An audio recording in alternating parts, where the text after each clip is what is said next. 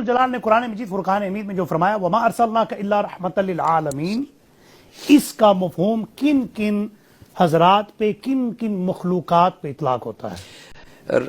جس طرح عالمین ہے تو عالمین کے اندر جو شے ہے، اور اس کی سادہ تعریف اہل علم نے یہ کی ہے کہ العالم ما سوى اللہ، اللہ کے سوا جو کچھ ہے اس کو عالم کہتے ہیں۔ اللہ اکبر۔ تو جو عالم ہے وہ عالم کو سمجھتا ہے، ہاں کیا کہنے، واہ واہ۔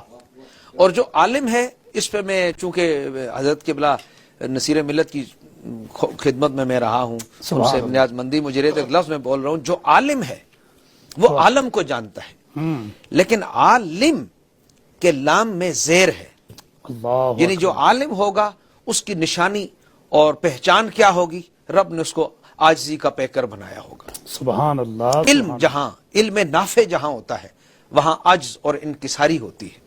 تو اگر آپ اجازت دیں تو ایک وہ واقعہ بہت ایمان افروز ہے، چونکہ اس کو امام ابو نعیم نے بھی ذکر کیا، اور حضرت امام جلال الدین سیوطی علیہ رحمہ بھی چونکہ بہت بڑے مجدد اور بہت بڑے محدث ہوئے، کہ جن کے بارے میں بہت بات مشہور ہے، ہمارے سامعین بھی جانتے ہوں گے اور اکثر جانتے ہیں، بلکہ کہ امام جلال الدین سیوطی کے بارے میں ہماری درس نظامی پر جو کتابیں ہیں، اور جہاں جلالین ہے اور جلالین کی اوپر جو امام جلال الدین سیوطی کی پروفائل بیان کی ہے، اس میں بات بیان کر رہا ہوں کہ وہ فرمایا کرتے تھے کہ جب محدث کو حدیث کی صحت میں شک ہوتا ہے وہ اسماء الرجال کی کتابیں کھنگالتا ہے، وہ تہذیب پڑھتا ہے، وہ تقریب پڑھتا ہے، وہ اسد الغابہ پڑھتا ہے، لیکن جب مجھے حدیث کی صحت میں شک ہوتا ہے تو میں کتابیں نہیں کھنگالتا، میں سیدھا مصطفیٰ سے پوچھتا ہوں کہ حضور آپ نے فرمایا ہے یا نہیں فرمایا۔ اللہ اللہ اللہ، سبحان اللہ۔ کیا کہنے، انہوں نے بھی الخصائص الکبریٰ میں اس کو لکھا کہ جس طرح آپ نے اشارہ کیا تو وہ بات چونکہ بہت ایمان افروز ہے،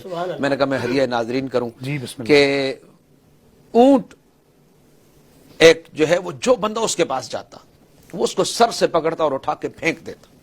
حضور کی خدمت میں شکایت پیش کی تو حضور کریم علیہ السلام نے فرمایا مجھے اس کے پاس لے جاؤ۔ جب حضور کریم علیہ السلام اس کے پاس گئے، اور اس بات کو امام یوسف بن اسماعیل نبہانی نے بھی، سبحان اللہ، حجت اللہ علی العالمین فی معجزات سید المرسلین، تقریباً کوئی 1200 صفحات سے زیادہ بڑی کتاب ہے صرف معجزات پہ، اس بندے نے بڑا کام کیا، اللہ ان کی قبر کو روشن کرے، درجات کو بلند کرے۔ تو وہ فرماتے ہیں کہ جب حضور کریم علیہ السلام کو لے کے گئے تو اس اونٹ نے جب حضور کو دیکھا، جو لوگ جس کے بارے میں کہتے تھے کہ یہ باولا ہو گیا، پاگل ہو گیا، تو اس نے جب آمنہ کے لال کو دیکھا، تاجدار کائنات کو دیکھا، تو سیدھا اس نے دوڑ لگائی اور حضور کے سامنے آ کر اس نے پیشانی کو زمین پہ رکھ کے حضور کو سجدہ پیش کیا، اور حضور علیہ السلام نے فرمایا کہ کیا بات ہے، تم لوگوں کو کیوں تنگ کرتے ہو؟ تو وہ بڑبڑانے لگا۔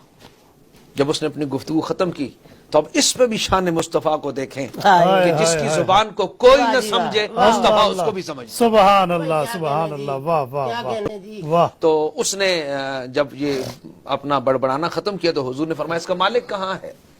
تو وہ شخص پیش ہوا، اس نے کہا حضور میں ہوں۔ فرمایا یہ تمہاری شکایت کرتا ہے کہ تم بوجھ زیادہ ڈالتے ہو اور کھانا اس کو چارہ کم دیتے ہو، ایسا ہی ہے؟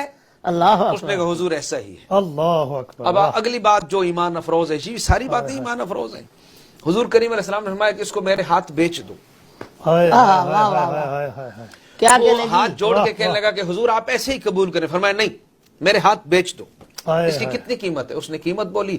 حضور کریم علیہ السلام نے اس سے خریدا، اور خرید کے یہ نہیں فرمایا کہ انس رضی اللہ عنہ سے فرمائے یا ابو ہریرہ سے فرمائے یا کسی بھی غلام سے فرمائے کہ اس کو باندھ دو جب کبھی ہمیں کام آئے گا، نہیں، آپ نے خریدا، اور خریدنے کے بعد فرمایا اس کی رسی کھولی اور رسی کھول کے فرمایا جا محمد نے تجھے آزاد کیا۔ سبحان اللہ، سبحان اللہ، سبحان اللہ، سبحان اللہ، کیا کہنے، واہ واہ واہ، مزہ آ گیا، سبحان اللہ، بہت ہی عمدہ